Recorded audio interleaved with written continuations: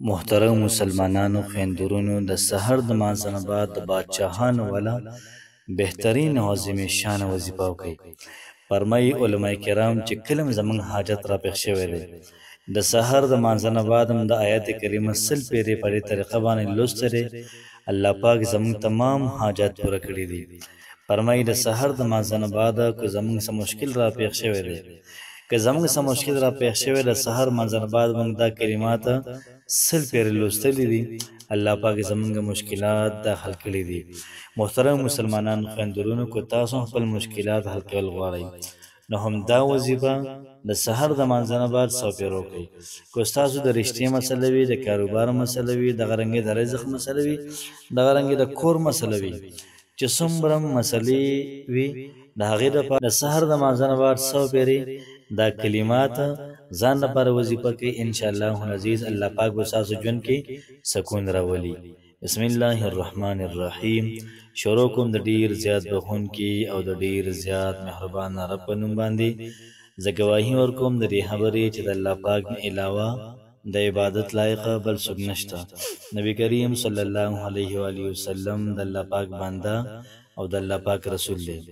محترم مسلمانانو داسې ناشنا ایمرجنسي وظیفه مې راوړې ده ستاسو لپاره چې کله هم څوک داسې وي چې د هغوی एकदम حاجت راپېښ شي، بس لږ صبر وکړئ، د سحر لمونځ وکړئ، د هغې نه بعد دا وظیفه وکړئ، بیا دعا وکړئ، ستا حاجت به پوره شي. فوراً به الله پاک ستا حاجت دا پوره کوي. دغه رنګې که چېرته تا ته څه مشکل راپېښ شو نو هم د سحر د مانځه نه بعد دا وظیفه 100 پیرې وکړه، الله پاک به ستا تمام مشکلات دا ختم کړي. څومره محترم علما کرام دي هغوی دا وایي چې په دې باندې زموږ تجربې شوي دي او په دې کې زموږ زندګۍ دا زړې شولې، ځکه چې کله هم څه مسله راځي، څه مشکل راځي نو موږ دا کلمات ووایو، الله پاک زموږ تمام مشکلات دا ختم کړي. محترمو کلمات ډیر زیات ناشنا دي، ډیر عجیبه دي او ډیر زیات آسان دي. تاسو هم کولی شئ دغه رنګې ماشومان هم کور کولی شي، دغه رنګې جنکۍ هم کولی شي، ښځې هم کولی شي.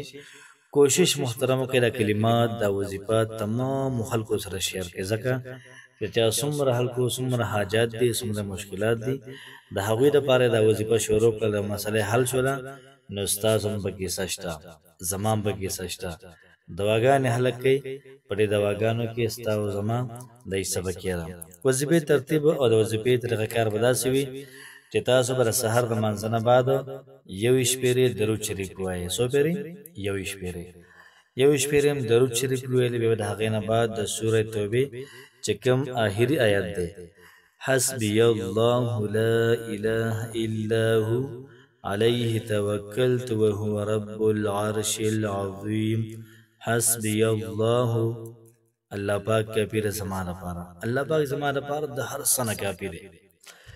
لا اله نشته د خدای الا هو غیر د الله پاک نه، علیه توکلت په دغه رب باندې توکل کوم، بروسه کوم، یقین کوم، وهو دغه رب رب العرش العظیم د لوی عرش خاوند دی. نو حسبي الله لا اله الا هو علیه توکلت وهو رب العرش العظیم. دا کلمات محترمو تاسو ځان لپاره وظیفه کوئ او انشاءالله العزیز ستاسو حاجات به الله پاک پوره کوي، ستاسو تمام مشکلات به الله پاک ختموي. کوشش وکړئ په خپله هم وظیفه وکړئ، ملګرو سره هم شیر کړئ. الله پاک هم خوشحاله آباد ساته. السلام علیکم ورحمة الله وبرکاته.